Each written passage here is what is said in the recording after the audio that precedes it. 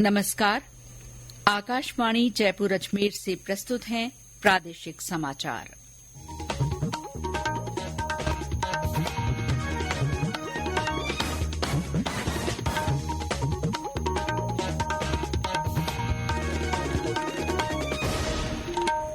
मुख्य समाचार। प्रदेश में पश्चिमी विक्षोभ के सक्रिय रहने के बावजूद तेज गर्मी और लू का प्रकोप जारी। मौसम विभाग ने 14 मई तक आंधी बारिश की संभावना जताई। बिजली मंत्रालय ने आश्वस्त किया, देश में गर्मी के मौसम में बिजली की आपूर्ति पर्याप्त रहेगी।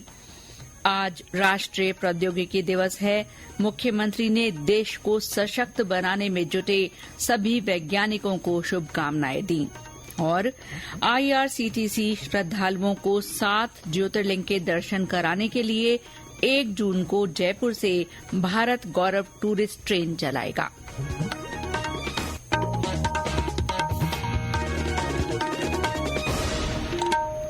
समाचारों के साथ मैं शीला चावला और अब समाचार विस्तार से। प्रदेश में पश्चिमी विक्षोभ के सक्रिय रहने के बावजूद तेज गर्मी और लू का प्रकोप आज भी जारी रहा। चिलचिलाती धूप और झुलसा देने वाली गर्मी ने सभी को परेशान कर रखा है। मनुष्यों सहित पशु पक्षी, पेड़ पौधे सभी गर्मी से आहत हो रहे हैं। तेज गर्मी का असर सुबह 11 बजे से शुरू होकर शाम 7 बजे तक चलता है, जिससे सड़कें और बाजार सूने रहने लगे हैं। हमारे झालावाड़ संवाददाता ने बताया कि गर्मी के कारण पानी की मांग बढ़ने से पेयजल की किल्लत भी होने लगी है।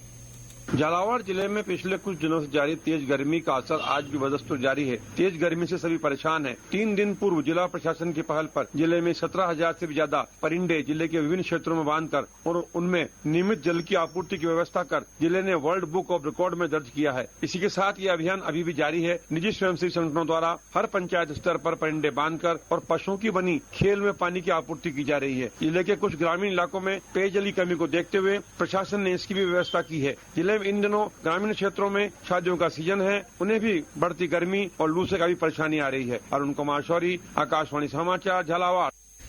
इस बीच जिलों में प्रशासन गर्मी के दौरान आम जन को राहत देने के लिए विभिन्न प्रयास कर रहे हैं। पाली में आज इसके लिए सड़कों पर पानी की बौछारें की गईं। बाड़मेर में पशुओं के लिए खेड़ियों में पानी भरा गया।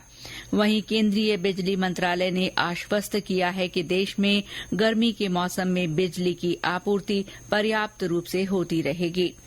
राज्य के अधिकांश स्थानों पर अधिकतम तापमान 41 से 45 डिग्री दर्ज किया गया। बीकानेर सबसे गर्म रहा, जहां 45.5 डिग्री सेल्सियस तापमान दर्ज हुआ है। मौसम विभाग ने कहा है कि कल कोटा, जयपुर, भरतपुर, अजमेर, उदयपुर संभागों में कुछ स्थानों पर हल्की बारिश की संभावना है। जोधपुर, बीकानेर संभागों में कहीं कहीं हल्की बारिश हो सकती है। विभाग ने 14 मई तक ऐसा ही मौसम बने रहने की संभावना जताते हुए कहा है कि इस दौरान अधिकतम तापमान 42 डिग्री के आसपास रह सकता है।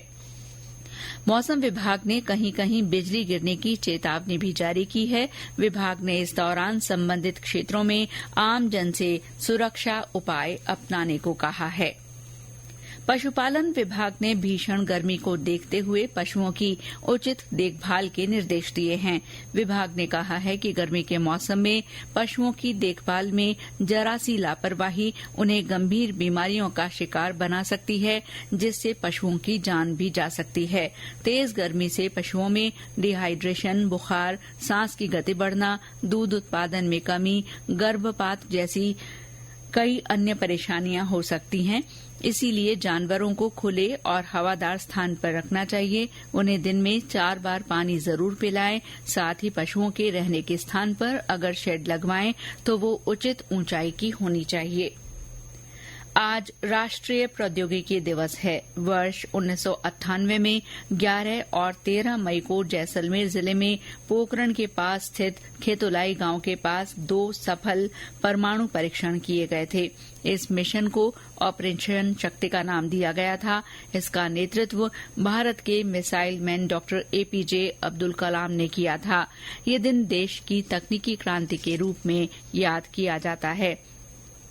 इस अवसर पर मुख्यमंत्री भजनलाल शर्मा ने सोशल मीडिया संदेश के जरिए भारत को आधुनिक, विकसित और सशक्त बनाने में जुटे सभी वैज्ञानिकों और इंजीनियरों को शुभकामनाएं दी हैं। राष्ट्रीय प्रौद्योगिकी दिवस पर बीकानेर के राजकीय महिला पॉलिटेक्निक महाविद्यालय में कार्यक्रम आयोजित किया गया। दिवस की पूर्व संध्या पर रक्षा अनुसंधान और विकास संगठन डीआरडीओ द्वारा अपनी प्रयोगशालाओं और प्रतिष्ठानों में विभिन्न व्याख्यान और भाषण कार्यक्रम आयोजित किए गए। रक्षा विज्ञान मंच डीएसएफ द्वारा भी दिल्ली में विशेष समारोह आयोजित किया गया। इस मौके पर अपने संबोधन में डीआरडीओ अध्यक्ष डॉ समीर वी कामत ने वैज्ञानिकों से देश को मजबूत और आत्मनिर्भर बनाने के लिए अत्याधुनिक तकनीक प्रदान करके राष्ट्र की सेवा में खुद को फिर से समर्पित करने की अपील की। खान मंत्रालय के सचिव वीएल कांथा राव ने आज नई दिल्ली में खनिज विदेश इंडिया लिमिटेड यानी काबिल के पंजीकृत कार्यालय का उद्घाटन किया। काबिल खान मंत्रालय के अंतर्गत सीपीएसई, नाल्को, एचसीएल और एमईसीएल द्वारा गठित एक संयुक्त उद्यम कंपनी है, जिसे विदेशों में महत्वपूर्ण और रणनीतिक खनिज संपत्तियों की पहचान, खोज, अधिग्रहण और विकास का महत्वपूर्ण दायित्व दिया गया है। खान सचिव ने अपने उद्घाटन भाषण में कहा कि दिल्ली में काबिल के कार्यालय का उद्घाटन भारत की खनिज सुरक्षा सुनिश्चित करने की दिशा में ठोस प्रयासों के एक नए युग का प्रतीक है। राज्य सरकार ने ई फाइलिंग सिस्टम में प्रदेश के 47 जिलों के कलेक्टरों की रैंकिंग जारी की है। रैंकिंग रिपोर्ट के अनुसार नवगठित जिलों में तैनात कलेक्टर सबसे तेज गति से फाइलों का निपटारा कर रहे हैं। सलूम्बर कलेक्टर सबसे तेज हैं। वे अपने कार्यालय में आने वाली एक फाइल 11 मिनट में निपटा रहे हैं। सूची में सलूम्बर, शाहपुरा, ब्यावर, केकड़ी, सांचौर, गंगापुर सिटी और खैरथल तिजारा सर्वश्रेष्ठ 10 जिलों में शामिल हैं। ये समाचार आकाशवाणी जयपुर अजमेर से प्रसारित किए जा रहे हैं। Indian railway catering and tourism corporation IRCTC श्रद्धालुओं को 7 ज्योतिर्लिंग के दर्शन कराने के लिए भारत गौरव टूरिस्ट ट्रेन चलाएगा। ये ट्रेन 1 जून को जयपुर से रवाना होकर अजमेर, भीलवाड़ा, चित्तौड़गढ़ और उदयपुर होते हुए चलेगी। 11 दिन की इस यात्रा में श्रद्धालुओं को द्वारका, सोमनाथ, त्रयंबकेश्वर, भीमाशंकर, कृष्णेश्वर, महाकालेश्वर और ओंकारेश्वर ज्योतिर्लिंग के दर्शन के साथ साथ भेंट द्वारका और द्वारकाधीश मंदिर को देखने का मौका मिलेगा। आईआरसीटीसी के संयुक्त महाप्रबंधक योगेंद्र सिंह गुर्जर ने बताया कि ये ट्रेन पूरी तरह वातानुकूलित है। यात्रा की विस्तृत जानकारी व्हाट्सएप नंबर 9001094705 और 8595930998 से तथा आईआरसीटीसी की वेबसाइट से प्राप्त की जा सकती है। सेना के तीनों अंगों के एकीकरण के लिए दूसरा परिवर्तन चिंतन सम्मेलन नई दिल्ली में संपन्न हुआ। प्रमुख रक्षा अध्यक्ष जनरल अनिल चौहान ने सम्मेलन की अध्यक्षता करते हुए एकीकरण की प्रक्रिया को तेज करने पर बल दिया ताकि सेना की समेकित दक्षता में बढ़ोतरी हो सके। श्री चौहान ने विश्वास जताया कि इस सम्मेलन से देश की क्षेत्रीय अखंडता और राष्ट्रीय संप्रभुता के बेहतर तरीके से संरक्षण का मार्ग प्रशस्त होगा। सम्मेलन में सेना के तीनों अंगों के मुख्यालयों सहित अन्य वरिष्ठ अधिकारी मौजूद थे। जयपुर के सेना कौशल प्रशिक्षण केंद्र की ओर से प्रधानमंत्री कौशल विकास योजना के पाठ्यक्रमों का दीक्षांत समारोह आज जयपुर में आयोजित किया गया। इस मौके पर आवास सप्तशक्ति कमांड की क्षेत्रीय अध्यक्ष कोमल सेठ ने 66 अभ्यर्थियों को उनके पाठ्यक्रम के सफल समापन पर प्रमाण पत्र दिए। सेना कौशल प्रशिक्षण केंद्र जयपुर प्रधानमंत्री कौशल विकास योजना के तहत राष्ट्रीय कौशल विकास निगम द्वारा मान्यता प्राप्त नोडल केंद्र है। इसके अंतर्गत 3 व्यावसायिक पाठ्यक्रम चलाए जा रहे हैं। जयपुर ट्रैफिक पुलिस ने एक नवाचार के तहत रामबाग स्थित ट्रैफिक सिग्नल में थोड़ा बदलाव किया है। अब ट्रैफिक लाइट के साथ पूरा पोल सिग्नल देगा। जिस रंग की ट्रैफिक लाइट होगी पोल उसी रंग का नजर आएगा। ट्रायल सफल रहने पर राजधानी के अन्य प्रमुख मार्गों पर भी ये सिस्टम लगाया जाएगा। इसमें वाहन चालकों को दूर से ही ट्रैफिक लाइट दिख सकेगी। जन स्वास्थ्य अभियांत्रिकी विभाग द्वारा बकायादारों को राहत देने के लिए एमनेस्टी योजना के तहत बकाया प्रभार राशि जमा कराने पर ब्याज और शास्ति में छूट दी जा रही है। राज्य के उपभोक्ता 31 मई तक एक मुश्त राशि जमा कराकर 100% छूट हासिल कर सकते हैं। ये छूट सभी श्रेणी के पेयजल उपभोक्ताओं के 31 मार्च 2023 तक के बकाया पर ही लागू होगी। आज विश्व प्रवासी पक्षी दिवस है। ये दिन हर साल मई महीने के दूसरे शनिवार को मनाया जाता है। ये एक वैश्विक अभियान है जो प्रवासी पक्षियों और सीमाओं के पार उनकी यात्राओं के संरक्षण को बढ़ावा देता है। प्रवासी पक्षी दिवस पर कोटा में वन्यजीव विभाग की ओर से अभेड़ा बायोलॉजिकल पार्क में बर्ड वॉचिंग कार्यक्रम रखा गया। इस दौरान लोगों को प्रवासी पक्षियों की जानकारी दी गई। इस साल प्रवासी पक्षी दिवस की थीम कीटों की रक्षा करें, पक्षियों की रक्षा करें रखी गई है।